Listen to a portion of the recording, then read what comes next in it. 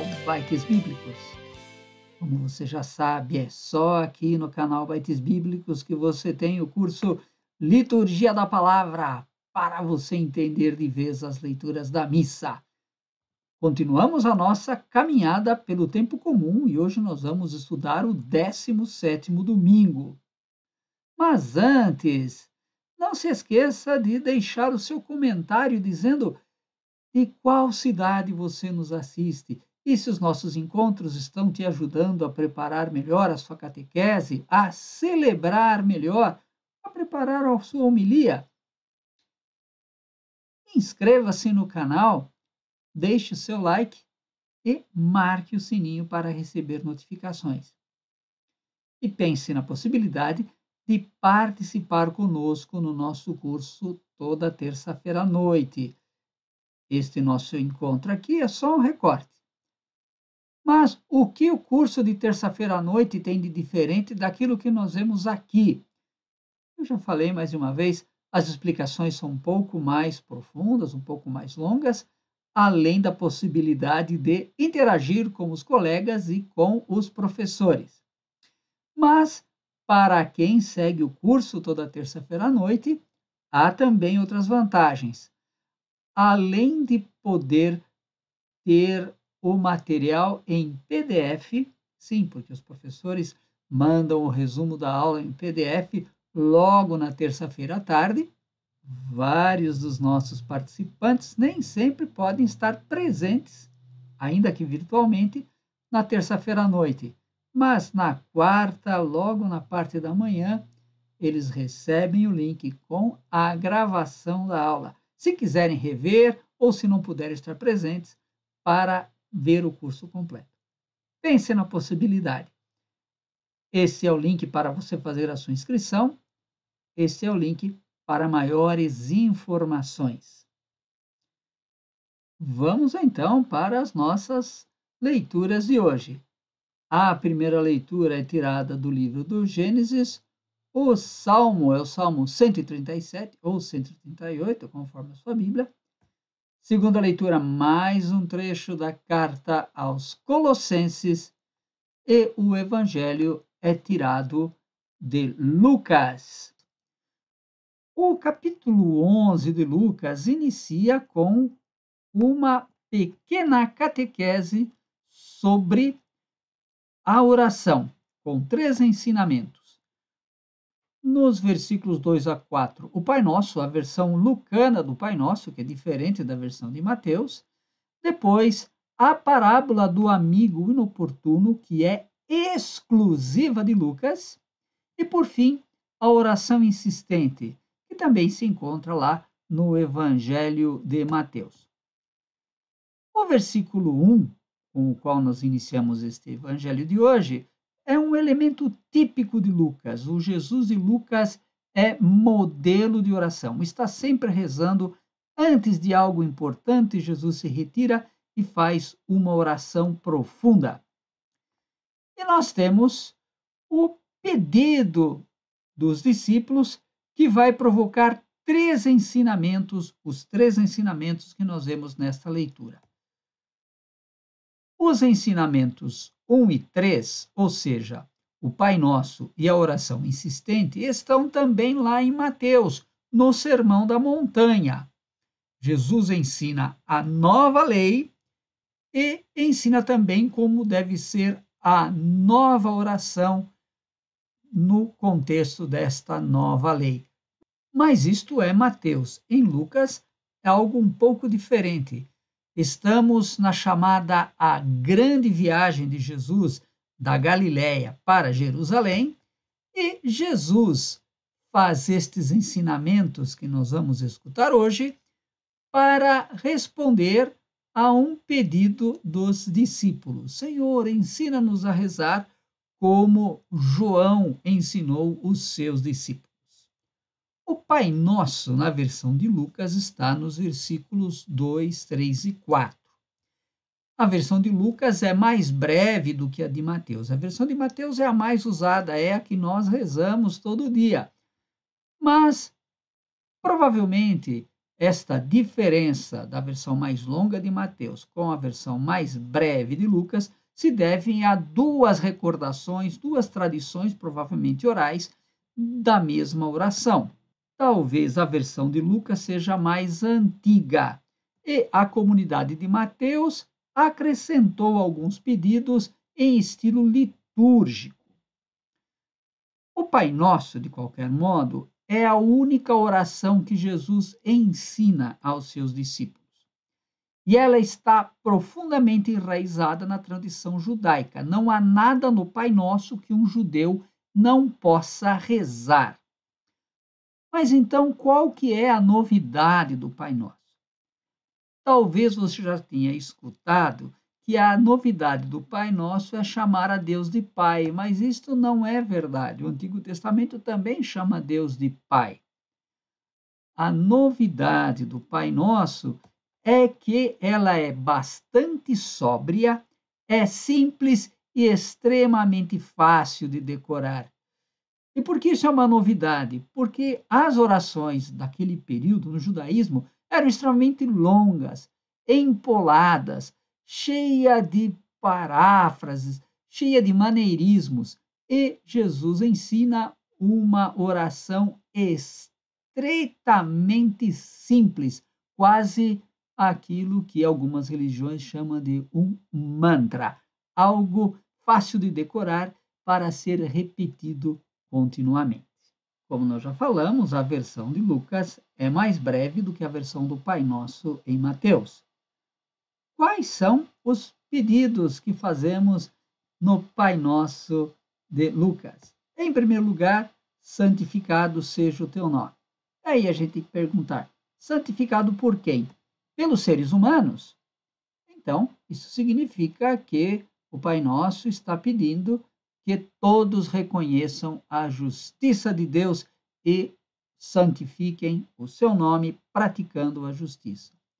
Mas pode ser que seja por Deus mesmo, o chamado passivo teológico, é um termo lá do estudo da teologia para dizer que quem vai realizar a ação é Deus.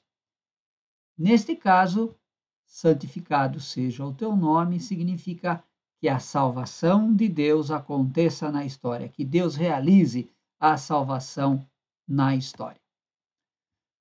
O outro pedido é: venha o teu reino.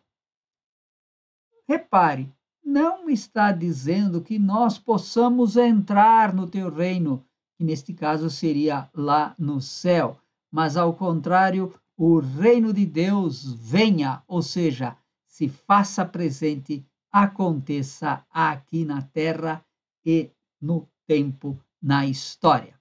O terceiro pedido é: dá-nos a cada dia o pão de que precisamos. Não só o pão espiritual, a Eucaristia, mas também o pão material, o pão para matar a nossa fome. Olha que coisa importante. O outro pedido é: perdoa-nos os nossos pecados, assim como nós perdoamos os nossos devedores. Veja que coisa curiosa. A atitude fraterna de perdoar alguém não tem a finalidade de comprar, nem fazer merecer o perdão, porque o perdão é dom gratuito de Deus. Por outro lado, esta atitude de perdoar alguém mostra a sinceridade do pedido e também a sinceridade do nosso relacionamento com o Pai. O último pedido da versão de Lucas, o Pai Nosso, é: não nos deixes cair em tentação. E aqui devo chamar a atenção para o texto grego, que lá está um pouquinho diferente. Não nos induzas à tentação, não nos empurres para a tentação. Não é um pedido para nunca ser tentado, para nunca ser provado, mas ao contrário, é um pedido para que nunca enfrentemos uma provação que não tenhamos a força para superar. Estes são, brevemente, os pedidos do Pai Nosso de Lucas. Jesus ensina o Pai Nosso e depois acrescenta outros ensinamentos. Nos versículos 5 a 8, ele apresenta uma parábola sobre o amigo inoportuno, uma parábola exclusiva de Lucas. Por meio desta história, Jesus ensina a pedir com insistência e sem cansar. A parábola retrata o ambiente judaico do tempo de Jesus. O homem que vai pedir socorro para o seu amigo, para o seu vizinho, sabe que a hospitalidade é sagrada. Você se recorda da leitura domingo passado, que nós falamos da hospitalidade de Abraão e também da hospitalidade de Marta? Então, este amigo que vai pedir para o vizinho um pão para socorrer a sua visita, sabe que vai ser atendido porque a hospitalidade é sagrada. Mas conte lá, pegue lá o texto e veja quantas vezes aparece a palavra amigo e quem é amigo de quem. Nós temos lá um amigo de quem escuta a parábola. O homem que tem dois amigos, o viajante e o vizinho. E o homem importunado também é amigo do pedinte. Olha só quantos amigos e cada um deles é amigo de uma pessoa diferente. Só que curioso, Deus não é chamado de amigo, mas o amigo importunado representa Deus, que dará tudo o que for pedido por seu amigo com insistência. E nos versículos 9 a 13, nós temos o ensinamento que também está em Mateus sobre a oração insistente. Basicamente, o mesmo trecho que está lá no Sermão da Montanha. Deus é Pai que atende com alegria o pedido dos filhos. Mas Lucas faz algumas mudanças curiosas e acrescenta o seguinte: os filhos pedem peixe e ovo. Lá em Mateus, eles pedem pão e peixe. E o pai não dá serpente e escorpião. Lá em Mateus, o pai não dá pedra e serpente. Olha só que coisa curiosa. Vamos ficar aqui neste trecho de Lucas. Por que se fala de peixe e serpente? Porque uma serpente pode ser facilmente confundida com um peixe. E por que se fala de ovo e escorpião? Porque um escorpião fêmea carregando os seus filhotes nas costas pode ser facilmente confundida com um ovo. Olha só essa imagem. Esse aqui é um peixinho, uma manjubinha. E olha como é fácil de confundir com uma serpente. E este é uma fêmea de escorpião, com os seus filhotes todos branquinhos nas costas. Enroladinho, parece um ovo. Mesmo no escuro a gente pode se confundir. Ou seja, qual é o ensinamento destas afirmações de Jesus? Jesus está ensinando o seguinte: além de ser bom, Deus nunca se engana. Olha só aqui, trecho bonito de Lucas, esse ensinamento do Pai Nosso e estas outras comparações que Jesus usa. Você já tinha escutado isso? Deixa aí no seu comentário se você já tinha ouvido a explicação por que Deus nunca vai confundir uma serpente com um peixe e um escorpião com um ovo. Vamos então para a primeira leitura tirada do livro do Gênesis. Mas, antes de falarmos do trecho da leitura de hoje, convém a gente saber um pouquinho mais sobre o livro do Gênesis. O livro que nós temos hoje é o resultado de fusão de várias tradições que nasceram independentes umas das outras e foram gradativamente amalgamadas até formar o livro que nós temos na nossa Bíblia.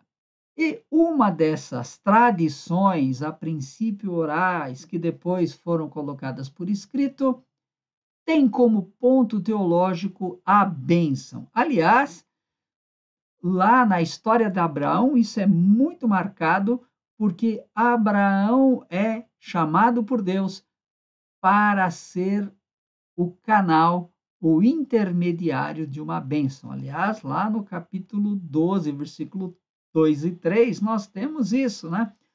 Deus diz para Abraão: tu serás uma bênção, abençoarei quem te abençoar, amaldiçoarei quem te amaldiçoar, em ti serão abençoadas todas as famílias da terra. Então, Abraão tem esta missão de ser o mediador da bênção.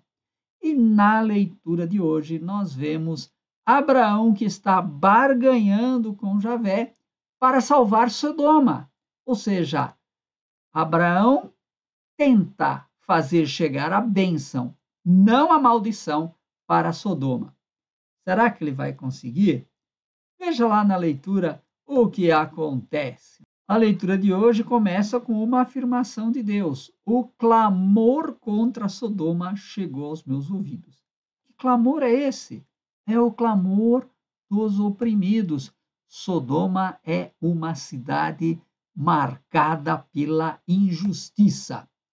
E logo em seguida, no versículo 21, Deus diz assim: vou descer para averiguar, para verificar se é verdade. Mas é muito engraçado, porque na verdade, na prática, Deus não vai. Ele manda os 2 anjos, ele fica sozinho lá com Abraão. E é aí então que começa a barganha.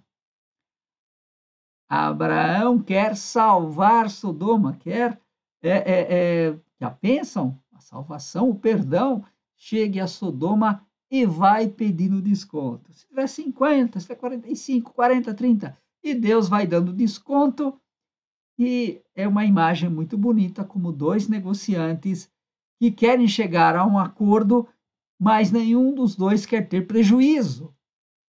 E é muito bonito o texto de hoje, porque a leitura não diz qual é o final da história. Apenas diz que chegou o momento, Abraão parou de barganhar. E essa história nós vamos saber o final dela no capítulo 19. Em Sodoma não se encontram nem os 10 justos, o preço mínimo que Abraão tinha negociado com Deus. Aliás, se encontram somente 3, Ló e suas 2 filhas, que são os únicos que se salvam da cidade. Todos os outros habitantes de Sodoma são mortos, a cidade é totalmente destruída. Ou seja, nem os 10 justos havia para garantir a sobrevivência da cidade. Em resumo, Javé tem razão em destruir Sodoma. Viu que bonito? Abraão está tentando levar a bênção para Sodoma, mas nem 10 justos havia lá. Vamos ver como o Salmo responde a esta leitura.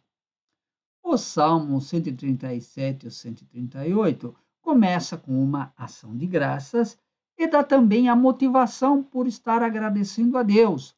Invoquei o Senhor e fui salvo. Lá na nossa Bíblia, os versículos 4, 5 e 6 contrapõem poderosos e humildes. A liturgia de hoje omite os versículos 4 e 5, que diz que os poderosos também darão graças ao Senhor. Mas o versículo 6 da nossa liturgia afirma que Javé salva o humilde e despreza o soberbo, o orgulhoso. O versículo 7 é um paralelo com o que nós temos lá no Salmo 22 ou 23, versículo 4. No meio da tribulação, Deus salva o salmista. O que tem lá no Salmo 22, você lembra? Ainda que eu caminhe no vale tenebroso, nenhum mal eu temerei, porque tu estás comigo. E o versículo de hoje, versículo 7 da liturgia de hoje, é paralelo, faz a mesma afirmação, a mesma profissão de fé. O versículo 8 faz outra afirmação importante. Javé não faz nada pela metade, mas cada coisa no seu tempo. E isso é muito importante. A nossa tradução litúrgica apresenta 2 pedidos e uma certeza. Quais são os pedidos? Completai em mim a obra iniciada, não deixeis inacabada a obra das vossas mãos, e a certeza, vossa bondade é para sempre. Ou seja, o salmista tem certeza que será atendido e, por isso, pode até antecipadamente dar graças a Deus. Mas ele também sabe que Deus tem o seu tempo e o seu modo de fazer as coisas. O salmista confia e espera. Olha só que salmo bonito. A confiança para pedir, mas também respeitando o tempo e o modo de Deus fazer as coisas. Mas e a segunda leitura? O que será que ela nos ensina? Nós continuamos a ler a carta aos Colossenses. O versículo 11, que é omitido na nossa liturgia, mas é importante para compreendermos o que Paulo vai dizer no trecho de hoje. O versículo 11 afirma que a circuncisão dos judeus, que é uma circuncisão carnal, é inútil. O que vale é a circuncisão de Cristo, a circuncisão espiritual, que no linguajar de Paulo desta carta aos Colossenses é o batismo. Depois, Paulo afirma que esta circuncisão em Cristo, no batismo, é superior à circuncisão dos judeus, porque os cristãos, pelo batismo, participam das duas vitórias de Cristo. A primeira vitória sobre a morte, Paulo diz, com ele fostes ressuscitados, e depois a vitória sobre o pecado. Paulo diz assim, Deus nos trouxe a vida e perdoou os nossos pecados. A leitura continua com um hino bem antigo, anterior a Paulo até, que celebra a vitória da cruz. Provavelmente era um hino mais longo, mas aqui nós temos somente alguns trechinhos.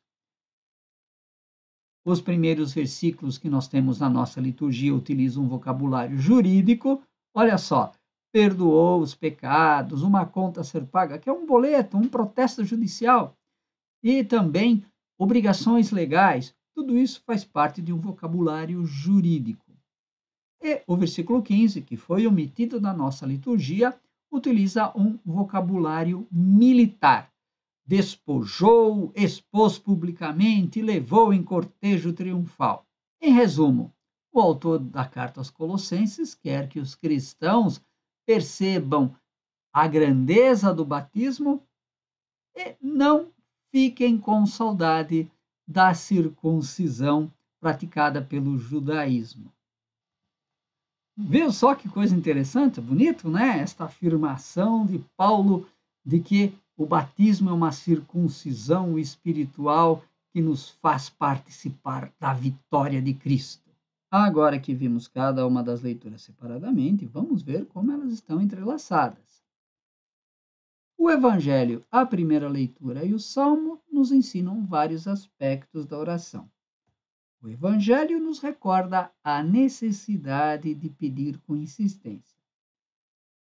A primeira leitura nos alerta que a nossa oração não seja somente para proveito próprio, mas que também peçamos em favor de alguém que está necessitado. E o Salmo nos educa. Pedir sempre, mas com reconhecimento e aguardando que Deus faça as coisas do seu tempo e do seu modo. A segunda leitura, que segue um caminho próprio, também tem algo a dizer. O batismo nos deixa livres para vivermos sem medo de castigo pelos erros do passado. Mas no que se refere à oração, também podemos tirar uma lasquinha. O batismo nos dá confiança que Deus ouve os nossos pedidos. Que bonito! E aí você vai me dizer assim, tá, o que eu posso falar então numa pregação, numa catequese sobre essas leituras? Veja aí algumas sugestões. Vamos tomar, como sempre, ponto de referência o ano jubilar. Nós somos chamados a ser peregrinos da esperança. E, nesse sentido, as leituras de hoje nos ajudam a equilibrar a nossa confiança e a liberdade de Deus. No Evangelho, que a nossa oração não seja apenas para pedir, mas também para expressar a nossa aceitação da vontade de Deus para a nossa vida. A primeira leitura nos recorda que, sim, precisamos pedir com insistência, mas deixando a Deus a liberdade para atender ou não o nosso pedido. Isso é um problema muito grave, muitas pessoas têm dificuldade com isso. No Salmo, nós vemos que a oração não é um gesto mágico que tem efeitos imediatos. Às vezes é necessário esperar o tempo e o modo de Deus fazer as coisas. E por fim, na segunda leitura, Paulo nos recorda que o batismo perdoou os nossos pecados. Se Deus não realiza aquilo que nós pedimos na hora que a gente quer, da maneira como a gente quer, não é porque estamos em dívida com Ele que Deus está nos castigando. Deus tem o seu tempo e o seu modo. Mais uma vez, nós temos leituras que são uma riqueza incalculável para a nossa vida espiritual e para a nossa prática. Deixe o seu comentário se as explicações de hoje abriram novas perspectivas para você compreender e caminhar como peregrino da esperança neste ano jubilar. E deixe o seu like, inscreva-se no canal, marque o sininho para receber notificações e não se esqueça de compartilhar este nosso vídeo. Repito, pense na possibilidade de você participar conosco no nosso curso toda terça-feira à noite. Você vai ter material exclusivo que nós não deixamos aqui no nosso canal, neste recorte. E pense também na possibilidade de colaborar com o nosso canal com um depósito nesta chave Pix, quanto você puder, quanto você quiser, para que nós possamos continuar o nosso trabalho de evangelização. Uma boa celebração para você e quando você estiver rezando, não se esqueça de rezar também por nós. E que Deus te abençoe e fortaleça.